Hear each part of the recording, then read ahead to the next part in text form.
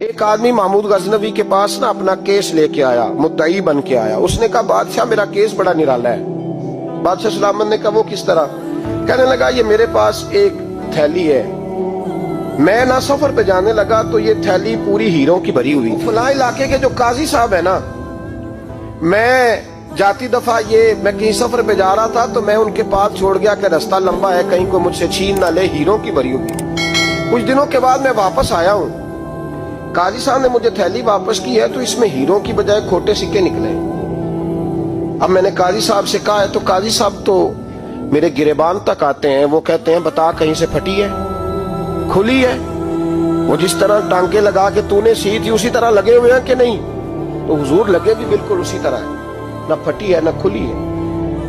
اب میں لٹ گیا ہوں، میری کل عمر کی کمائی ضائع ہو گئی، کھوٹے سکے کہاں اور ہیرے کہاں؟ تو مہربانی کریں